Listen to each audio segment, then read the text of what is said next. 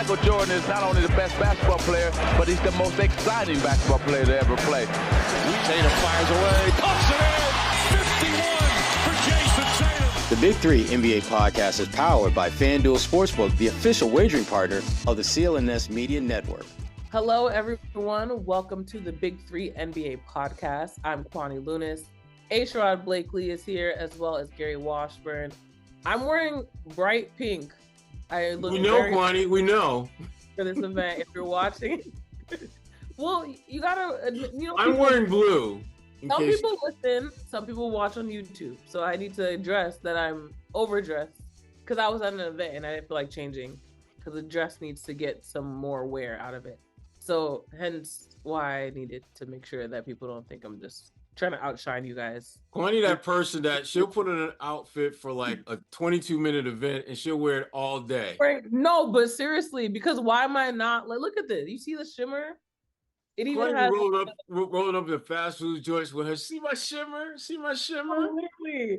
Wait, I'm getting my money's worth out of this dress. That was a really good read, to be honest, because that is very accurate. Facts. So, appreciate you. Anyway, let's get into the Celtics.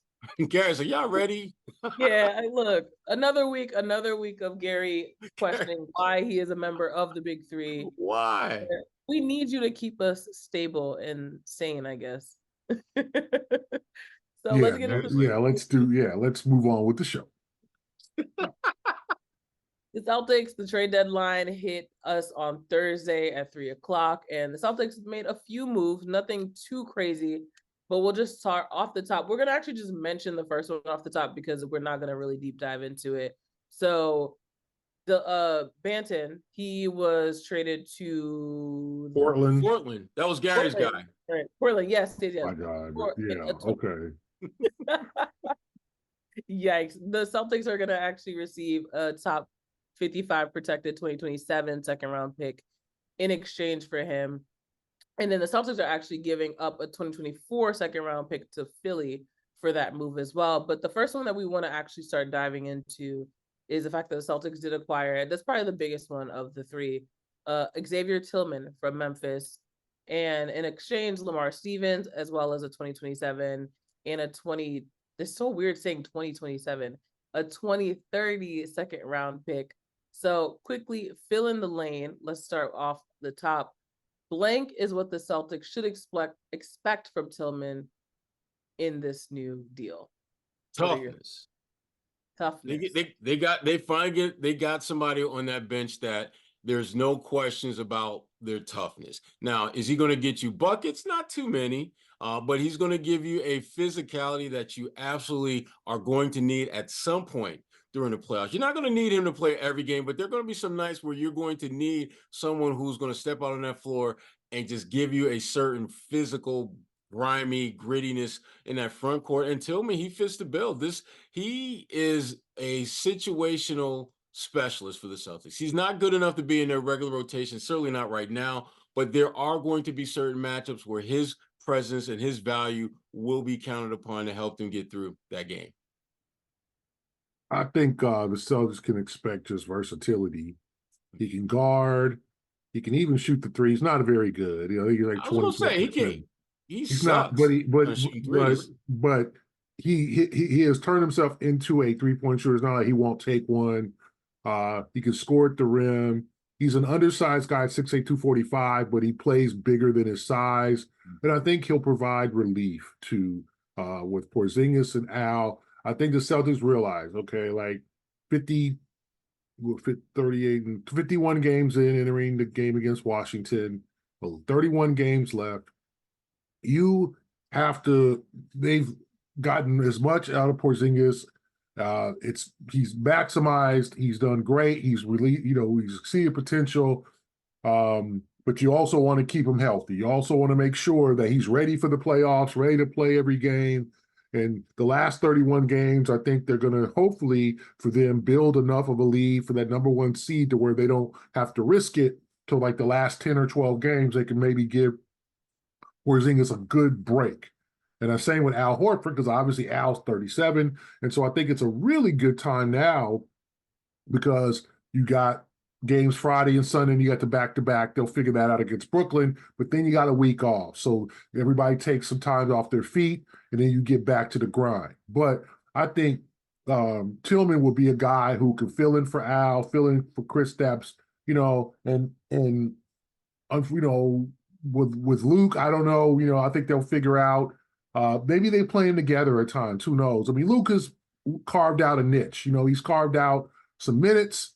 So who knows if they'll play them together, if he'll just take Luke's minutes, if he'll take Keita's minutes. I don't know. I think this kind of means they're not going to keep Keita, off the playoff roster and on a two-way deal. I kind of thought he deserved a little bit more than that, but we'll see what Tillman does. But I think he brings relief because you got an injury-prone guy and a 37-year-old guy as your top two bigs, and that was their primary weakness. You don't want to give Kornet too many minutes, right? He does what he does. You want to put him in, you want to bring him out.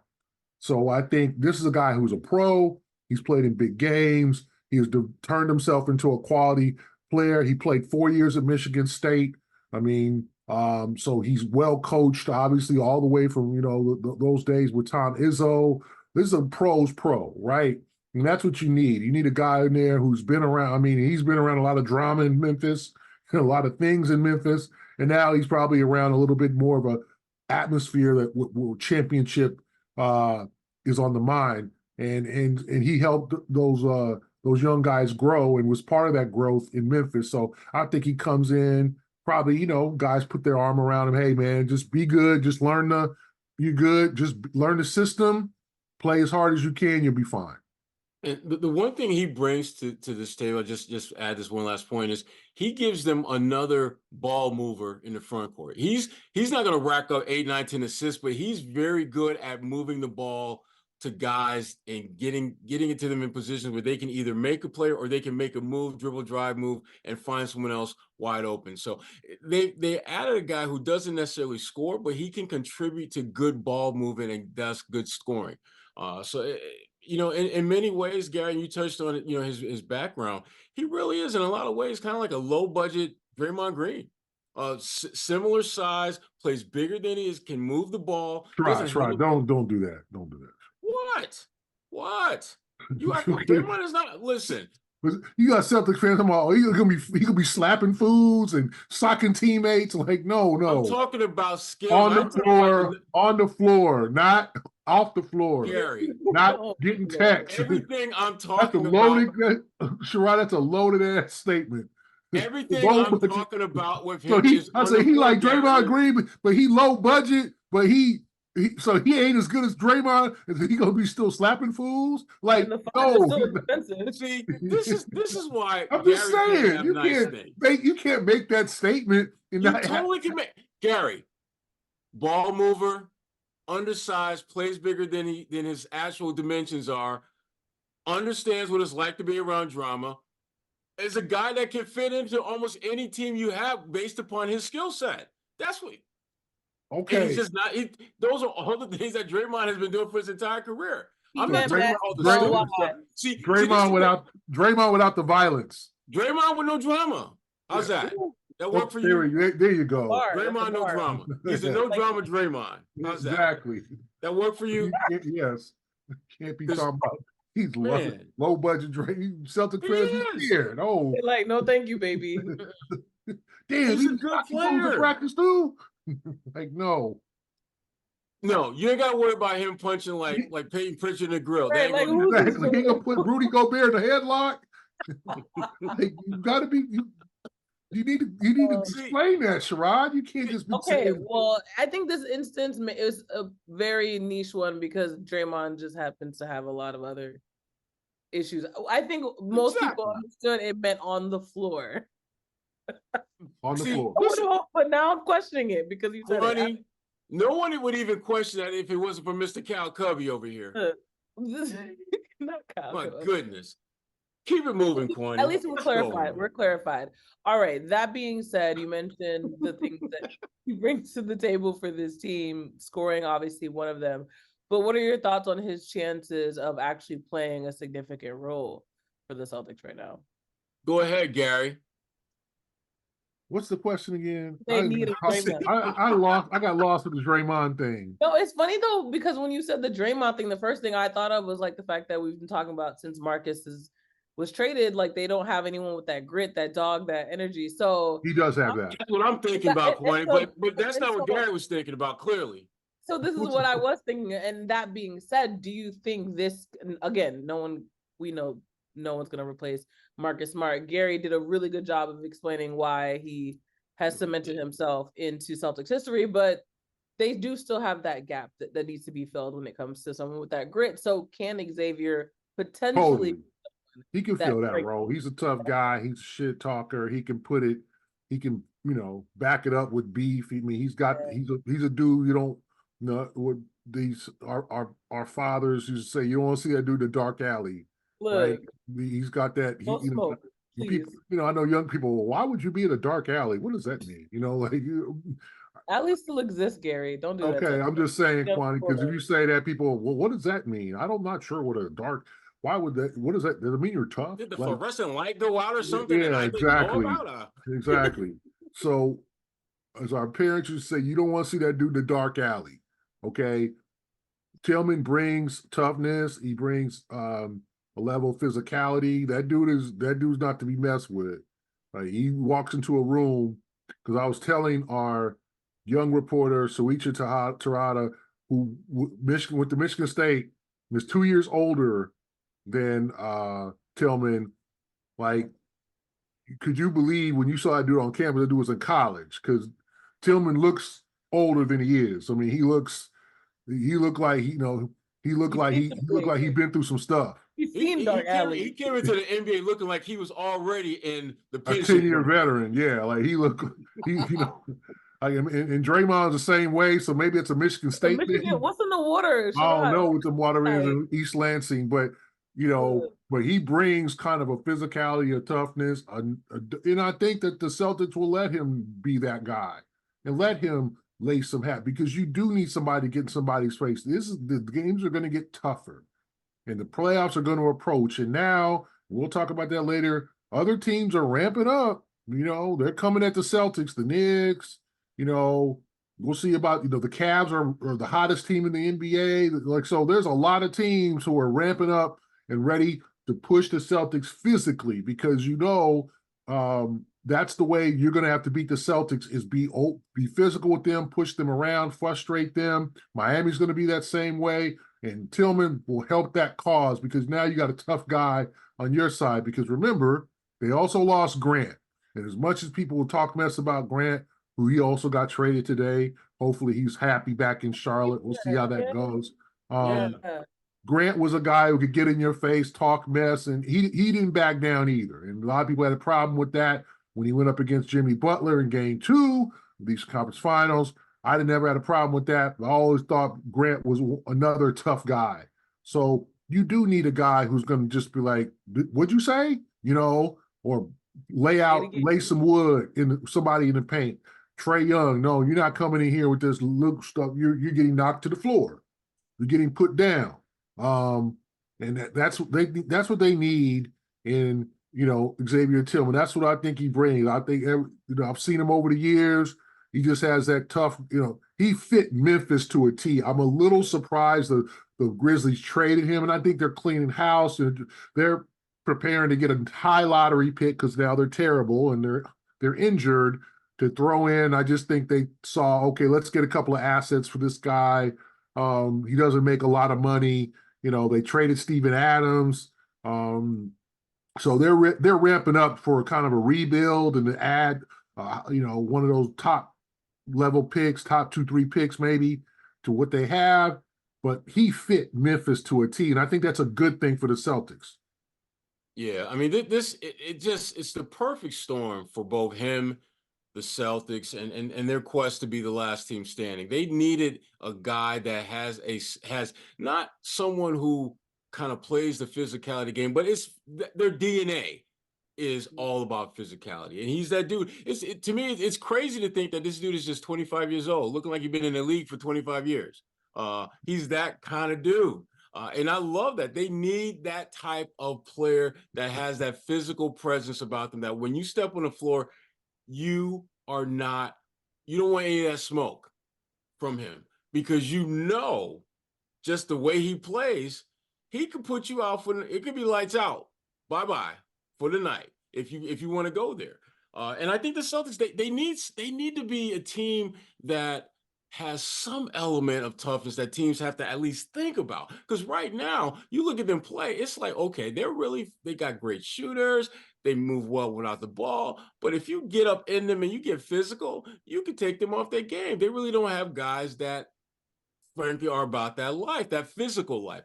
I would say Jaylen Brown is probably the best one who likes to play bully ball. Jaylen, when he sees that he's got a little dude on him or a guy that he thinks he can play bully ball with, Jaylen will go at him more times than not. But other than that, they don't really have guys with that mindset. Tillman gives them that type of physicality on the defensive end, which is where I think they could use a guy in that front court that can bring the wood and not be hesitant to do that.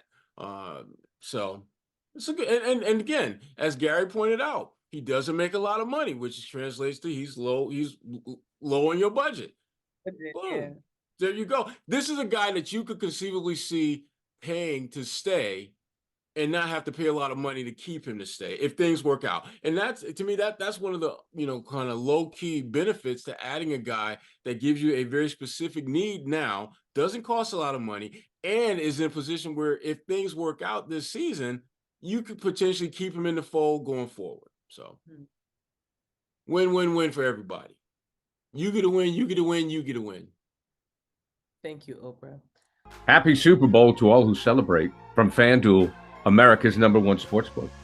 FanDuel has so many ways for you to end the season with a W. Not only can you bet on who will win Super Bowl 58, but FanDuel also has bets which players will score a touchdown, how many points will be scored, and so much more. New customers join today and you get $200 in bonus bets if your first bet of $5 or more wins. Just visit FanDuel.com/Boston to sign up. That's FanDuel.com/Boston. Make every moment more with FanDuel, an official sportsbook partner of the NFL. Gary, you mentioned Grant Williams. We have another Charlotte/Tennessee connection. Jaden Springer, he was acquired by the Celtics from Philly for a second-round pick, which I don't know if they definitely didn't overlap in Tennessee. I don't know if they know each other. I just thought it was a really cool connection. Yeah, I would imagine, right? It's Charlotte's not that big. That area of Charlotte shouldn't be that big. But that being said, Jaden Springer, he is now on the Celtics as well. G League Finals MVP last season, 4 points, 1.8 rebounds, 1.1 assists per game that season. Pick and roll, acquiring Springer is for the now or for the future? Pick one. Why are you rolling with it? Which one you got, Gary? I think it's for the future. I do think it's a guy that they can invest in. And it's interesting that the 76ers traded, he's 21 years old. I mean, I believe the children are our future. Okay, Whitney. Oh gosh. Gary. She even got the dress on for it. A microphone. She dressed for the song. Kwani act like it is 1996 Grammys. And Bobby Brown is right around the corner. Bobby Brown. I love that girl. Oh my God. What's That's wrong? my woman. What's wrong with That's my woman. What's wrong with y'all? I can't. Anyway. You were saying, Gary. Springer is 21 years old. So, I mean, he's a young dude, born in 02, Kwani. So if that doesn't no, because it's weird. Because my brother was born in 03. Like that's why. Yeah, if that don't put a little reality in your world, 02. And he was obviously a first, and the Celtics got a first-round pick. And I think what Brad Stevens told me over the last before the season started, when he had picked up Banton, he had picked up Stevens, he said, when you trade your first-round picks like they have, you have to pick up other guys, maybe projects and all that, and try to cultivate them yourself to replace those picks. So basically, he was a first-round pick almost 3 years ago in 21, probably came out a tad bit too early, a lot of these kids, and he hasn't played all that much 2 games in his first year, 16 last year, 30. So he's been really slow to develop. And I don't think that's because of him. I think that's because of the system in Philadelphia and the coaching changes. He just hasn't had a lot of run. And I was told last year, like Doc Rivers just didn't play him. And Doc is not high on young guys. So I think he saw this year as an opportunity to play more, and he played a little bit more, 32 games, 12 minutes a game, 4 points, 21% from 3. So he didn't take a lot of threes, but they need to see what they have in him. And so I think this is definitely for the future. If you're expecting Jaden Springer at 21 years old to come off and play major minutes, that's not going to happen. But I do think he's a guy that they can cultivate. They can fill with the bench on the end of the bench. He might be able to help out here, there. He can fill some minutes. And, they're calling him kind of a wing. He's 6'4", 204. I mean, he's built. I mean, he's a tough guy. He plays good defense. So I think this is a nice little pickup for him. I think this is a chance for Brad to say, listen, Joe, this is a guy in Sam Cassell. And Sam Cassell probably, who coached him last year in Philadelphia, remember the connection there, probably said, man, go get that kid. That kid got some potential. He's only 21, and that's good. I mean, that's a good thing. He's a young rookie. And, that's the one thing about the NBA, and Sherrod knows, and Kwani, some of these kids come in too damn early. They ain't freaking ready. They just ain't. And it takes 3-4 years for the light to turn on for them to become productive NBA players. Jaden Springer probably should not have entered the draft after his freshman year at Tennessee, and he averaged 12 points a game. He should have stayed his ass in school, probably made some more NIL money, and then came out and been. But if they're telling you, and he was, that you're a first-round pick and you're going to get 3 guaranteed years, that speaks volumes to a lot of these guys. They come out. So this is a guy who probably needs more cultivation. I don't know if they're going to send him to the G League. He spent a lot of time in the G League in his first 3 years, but maybe just looking for an opportunity to flourish. In Philadelphia, it probably wasn't going to happen for him. So now the Celtics have a first-round pick on their team, in addition to Peyton Pritchard, in addition to some of the guys they've taken. That's how you got to fill these spots. I remember that stuck with me when Stevens told me that, hey, that's why they went and got Delano Banton, who's now obviously moved on. Maybe they just thought, you know what, we'll take more of a flyer on Springer who can fill a need than Banton, who might be still a ways away. So I think this is definitely for the future, our future. Let them lead the way, Kwani. Give them a sense of pride. To make it easier. Let the children's laughter remind us how we used to be. Word. I decided long ago. Reverend Gary Washburn in the building now. I decided long ago never to walk in anybody's shadow. So if I succeed, at least I did what I believe. Go ahead. I love that. So now Reverend Washburn is in the building now. Exactly. Kwani got me on Greatest Love of All. Sorry, that song is just... It's infectious. It is. I'm like, that's my girl. She's from Find a cure. Find no, a cure. now you know. No. Anyway, here's the thing about Jaden. I think the plan is to have him be part of the future going forward, but it shouldn't shock anyone if he becomes one of the guys that's in case of an emergency, crack this guy open and get him in the lineup type of guy, particularly when they play Philadelphia. Because remember, Tyrese Maxey is pretty much the guy that Philly is going to be leaning on heavily. And you're bringing in a guy who has been around Maxey all year long. He probably knows Tyrese Maxey better than any scouting report that the Celtics are going to be able to put together. Now, do you begin the game with him? No. But he becomes one of those guys that you rotate into the mix to defend him and try to keep him from having a big game or having a big series if you see them in the playoffs. So I think the plan absolutely is for him to be part of your future, because I think when you look at him physically, he's got the type of tools and dimensions that you could see him in the in a Joe Mazzulla coach system emerging as a really good defender. But he might fast track that because in certain matchups, he might be able to make an impact sooner rather than later. So I like the fact that they didn't really give up much, if anything, to get him. And this is a guy that has tremendous upside. And as Gary pointed out, he's one of the many youngers who missed the NIL train just as it was pulling up the station. Because I'm convinced he's one of those guys that if those options were available to him when he was at Tennessee, he wouldn't have came out.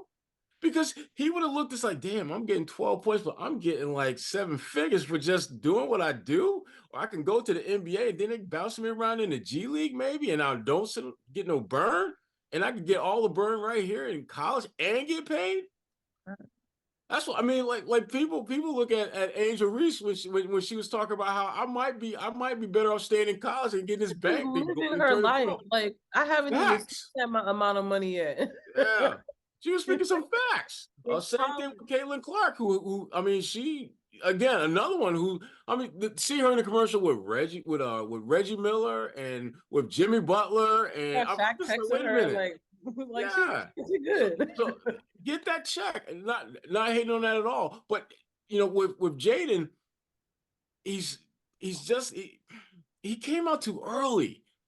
Came out way too early. And this is a chance for him to potentially get on track and potentially recoup some of those lost funds that I think he left on the table by coming out early. A lot of these players, they take that short money, which looks great when you come from the neighborhoods that many of them come from, many of us come from. It looks great.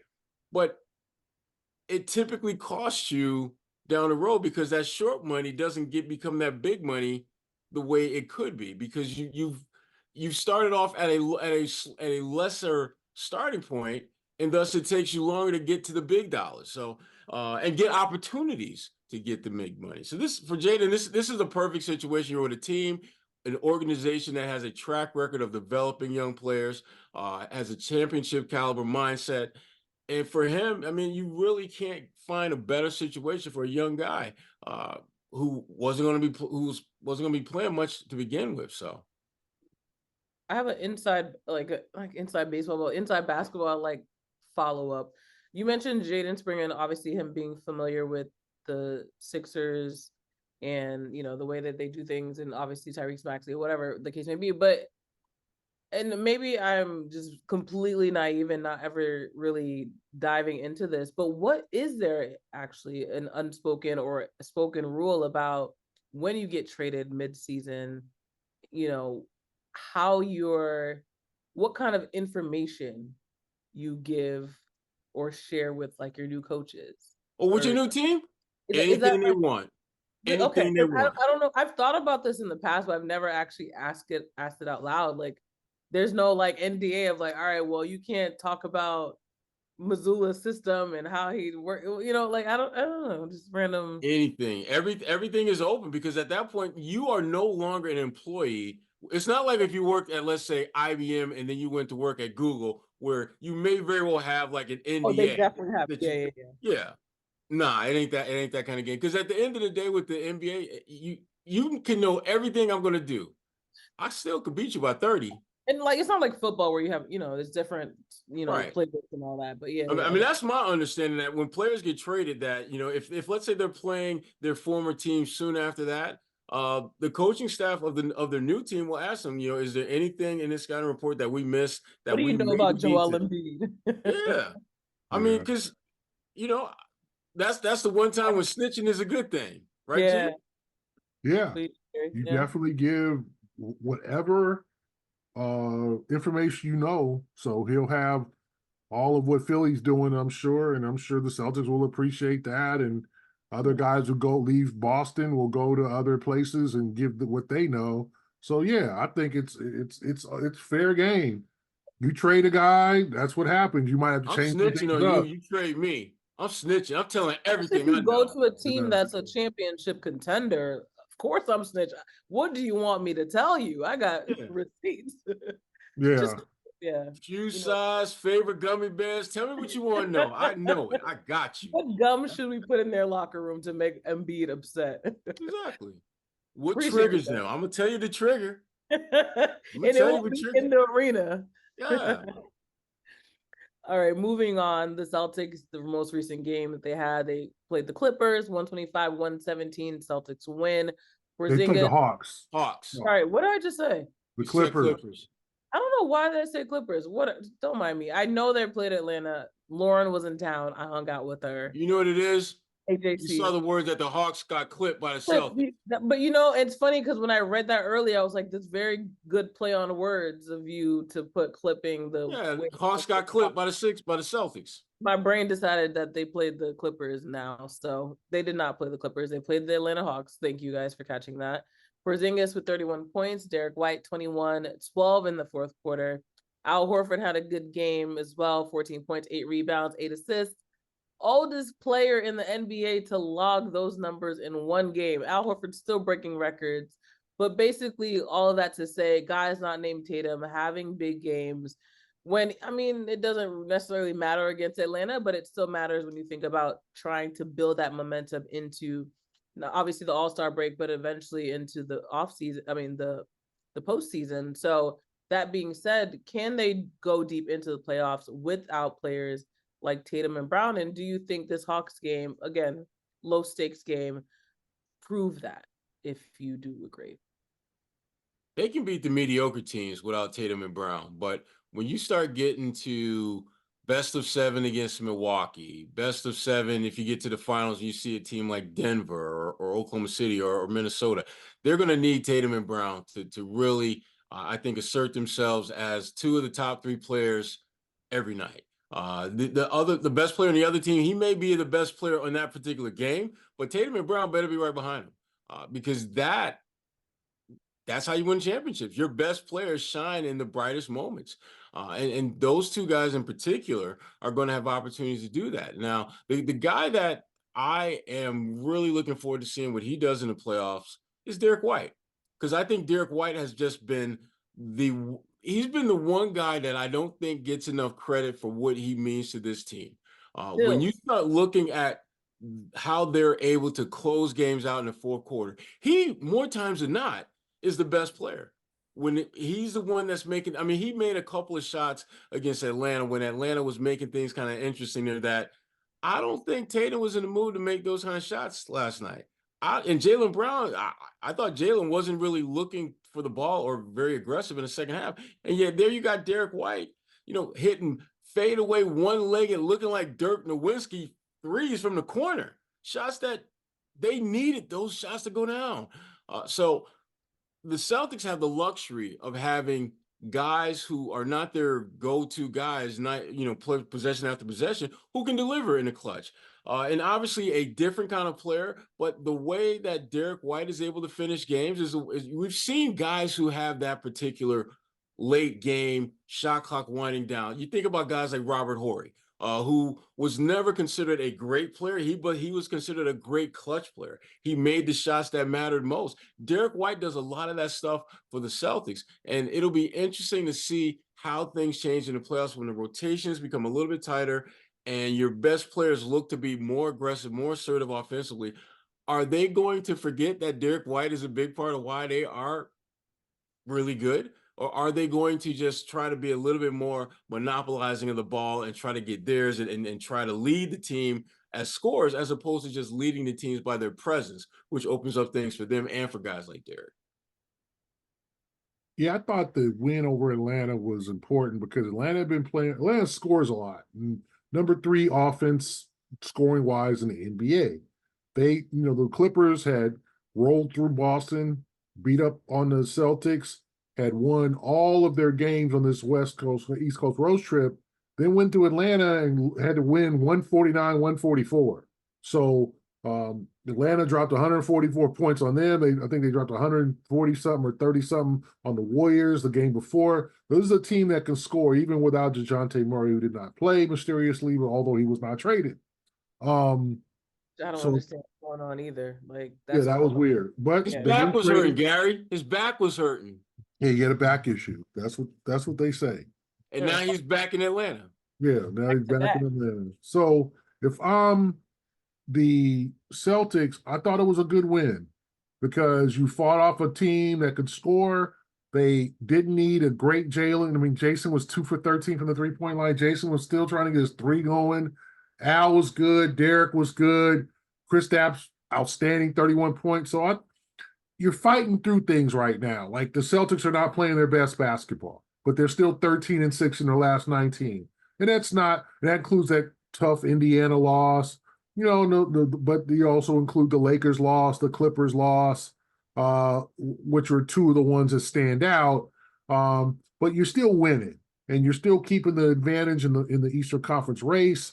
So I just think this is helping them work through things in terms of what they need to work on and what they need to do to be a better club. Because it's not, defense. The defense has been slipping. They played very good defense in the second half. Trae Young was kind of a mess in the second half. He didn't have his. I think he had finished with 20 points. I mean, that's low for him. Its average is 27. So I thought it was a quality win. It's a team that, nobody wants to play Atlanta 7 games. Nobody wants to play that offense and have Trae potentially go for 50. You don't want to do that. You don't want to be run up in Bogdanovich. You don't want those guys because they don't defend. We all know that. They don't defend. Their defense was terrible last night. The Celtics, here I say it, the Celtics should have taken more twos and not enough and took too many damn threes because. What did you say, Gary? Yeah, because they dominate the paint. Kristaps was feasting in the paint. They have no rim protectors because the Hawks didn't have Clint Capella. So I thought it was a quality win away for them to just take another step forward. Now you use these last 4 games. You try to go 4-0, get to the break, work your butt off in the next few days. Whatever you're doing, make sure you're sharp. And then get to the All-Star break, and you won't be yawning like Kwani just did. I really thought I was slick too. It did not work. Yeah, you thought you were slick. Whew. Anyway, we're gonna pretend like that did not happen. What's wrong with people? Splash water. Anyway, finally, we've talked about the trade deadline. We've talked about how they've looked over the last few games. So all of this being said, do you two think that the Celtics have addressed all the pressing needs that they have right now via the trades? I do. I think that the biggest things they needed to pick up for the trade deadline, I thought they needed another big who could be, not necessarily a starter, but just a guy that could actually play big, literally could play like a big and had a certain amount of versatility and potential impact to the game. And I thought they got that in Tillman. And I ideally would have liked to seen a little bit more of an impact wing that they picked up, but you can't have everything. And to be candid with you, the wings that they already have right now in the fold are pretty damn good. You've got a couple of all NBA first, second team type guys with Jaylen and Jason. Sam Hauser is, a guy that can knock down shots, which is what you're going to need from him. And we'll see what Jaden can do. I don't anticipate much from Jaden, to be candid with you, but I can absolutely envision certain scenarios and certain matchups where a player with his particular skills can absolutely help them. So I think they did about as well as you could do. If I had to grade them, I'd say it was an A- as far as what they were able to get in leading up to the trade deadline and what the possibilities were and what they had to give up to get those guys, which if you look at it, they didn't touch their top 9-10 players in terms of who they, passed on or they had to give up to make this roster what it looks like. And that's impressive. Yeah, I thought I'd give them a B. I mean, and not because any of the guys that they acquired were not good. It's just they didn't get that real oh man, they got that guy. Oh, that completely puts them over the top. But it wasn't that type of trade deadline. As you can see, there was not a lot of big names that, Bojan Bogdanovich from Detroit and Alec Burks. The Knicks made some real good moves. There wasn't a big sexy name. DeJounte Murray didn't get traded. It wasn't the Warriors did nothing. The Lakers didn't. It was not the eventful trade deadline we thought was going to happen. I think obviously there's all these names and all these They get discussed over oh, this guy's gone. This guy, Bruce Brown, didn't get traded. Like that's the one thing about all this talk. 90% of the talk is just talk. It does not happen, right? Everybody talk, what are the Lakers going to do? Who are they going to, they're going to get DeJounte Murray for D'Angelo Russell. And what are the Hawks going to do?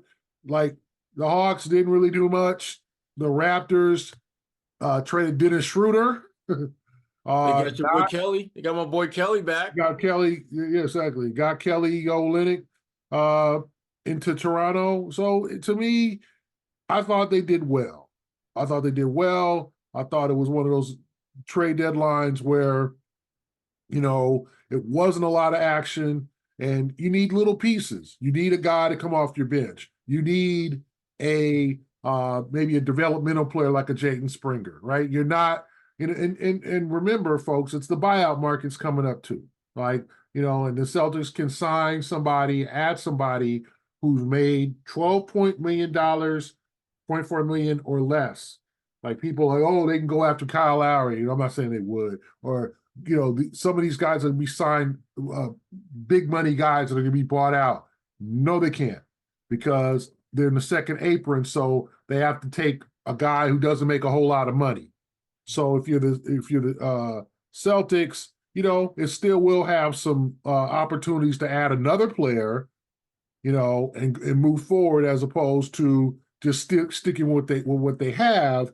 But I do think that they did a nice job getting a big in Tillman, and also a developmental player who might be able to make an impact in Jaden Springer. Well, it sounds like passing grades to me.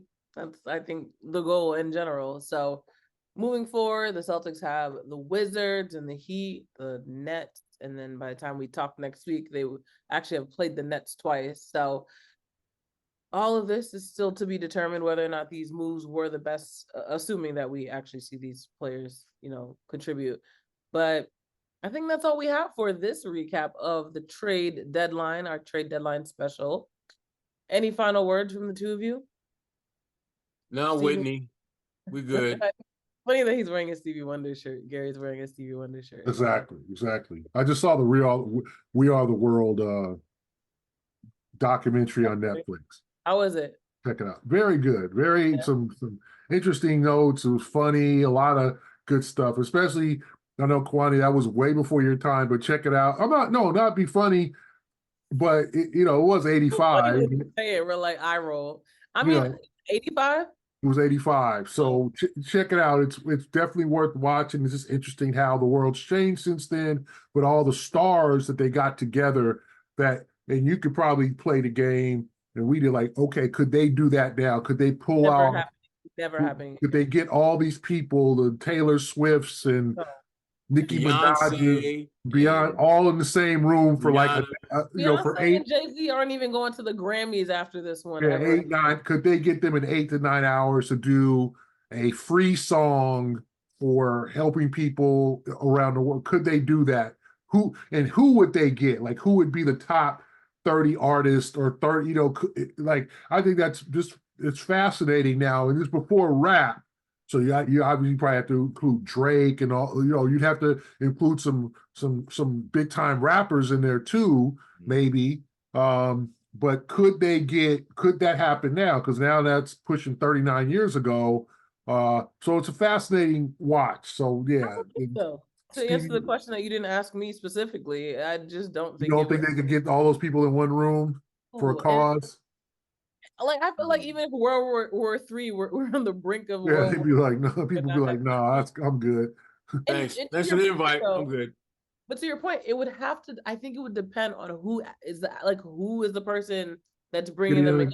Yeah, who is it? Yeah, because in this situation, Lionel Richie, who was like it for the equivalent now, Lionel Richie is, I don't even know, like maybe John Legend. Or something like that, That's still stretched. Yeah, maybe Bruno Mars, maybe. Yeah, Bruno Mars. It was exactly. He was at the top of the game in '85. So it would be like Bruno Mars bringing all these people together, and the top producer right now. Then it was Quincy Jones. Now it'd be somebody else, and then Michael Jackson obviously was involved. Michael was all in, so he was the top dude on the earth Who's the Michael Jackson of our time, if we have one? But like I'd say our time. Obviously, we experienced him, but Closest thing is Drake. When you talk Drake about or Bruno. I would say Bruno Mars maybe. yeah, Bruno's probably There's no, but Drake there's don't dance. Drake there don't is dance. no like I don't not know. but we talk international pool. You think Bruno has that much weight? I don't across the know world? because I just don't think you can compare anybody like Taylor Swift would be the one. Michael Jackson in 1985 was the like it's you can't even quantify how hot he was. You could not put it on paper. You couldn't even quantify how he could not go anywhere. He could not. I mean, he was the hottest MF on the earth. And the thing is, this was before. Like, I was just having this conversation last week before social media. Like the fact that he had this much of an impact, and Beyonce had done a great job at obviously utilizing social media to still have a not as significant, but significant enough impact, of course, to Taylor Swift as well. But like, literally, no one I think will ever hit. I don't think no one will ever do what Michael Jackson. He had people fainting where he's going and all that. Like, just by seeing him, like just by seeing him. Yeah, I mean, it was crazy. It was crazy. People don't understand. People don't understand like how that was when it was him and Prince both at the same time, but they're both with their superpowers. Like it was insane. Like that whole time was insane. You couldn't match it because the 90s, both of them tailed off, weren't the same. And obviously Mike got his stuff and Prince started to, I'm the artist and I'm the symbol. And Prince started having his problems with the record company. But that time, you couldn't, So yeah, like I don't know. I think young folks should like that'd be a great debate and like who would you all get and who would show up and who would have, who would you invite? Who would you not invite? I would not invite Erykah Badu. Lauryn Hill will be late. So Lauryn Hill and Erykah Badu will be late. Kanye would show up on one. So Kanye would pull up uninvited and grab them. Like, what's up? Y'all invite me. So yeah. That's a really good one. If you're watching on YouTube, drop in the comments. Who would you invite and who wouldn't? Yeah. Who would be the organizer? That'd be the first. That's a big question. Who would be the person that could walk into all these rooms or all these people with respect and be like, and the person be like, I'll do it. It has to be Taylor Swift, though. It has to be Beyonce or Taylor Swift. Think about global impact. It has to be Taylor. I would probably lean on. You have to have somebody who's got enough game to talk to all these different people, and people like them, and no ego. Like they put a sign up, no ego at the door. That was a big one. They had that on. Leave your ego at the door. That's real. You get all this star power in one room. You're gonna have people. What's up? Where's my? Yeah, that's a lot of I'm all that in one space. Wait, you said this was like the 80s. So was Mariah Carey involved in this? No, she didn't come out till 91. Her first was Vision of Love was like 91. So no. I feel like Mariah still has an impact she would be. Yeah, Mariah, she could be the old head like they had back then. They had Dionne Warwick, who made more famous with doing the psychic network and all that. Yeah. But now she's still doing her thing on Twitter. She's a Dionne was a force. Ray Charles, Harry Belafonte, like they got some old heads. Like it was like them getting, like I won't say maybe Stevie Wonder, like who's like a kind of an old Mariah would be kind of an old head in that room now. I mean, they got some people that were like real, like my goodness, I can't believe they got Bob Dylan, who's still alive. Yeah. Bruce Springsteen, like they pulled. So yeah, you'd have to, if young folks have that debate, who would go, who would come, who should be the organizer, and would it even happen? If there was a need to make a global song for charity, who would be part of that? And who put it together? Who would put it together? I will be tweeting that if you are, or posting that on X. If you are on Twitter or X, reply. I want to see your. And check out the special. Want to get some reference? Check it out. It's like an hour and a half, so you'll be fine. I appreciate that. I love getting a little wisdom from Gary Washburn, his historical knowledge. Yeah. So perfect way to end out this episode. We appreciate you all watching and listening to the Big Three NBA podcast. We're right before the All-Star stretch. There won't be a break for us, but the break for the players. But we appreciate y'all for listening and sticking with us. We'll be back next week, and I hope you enjoy the rest of your weekend.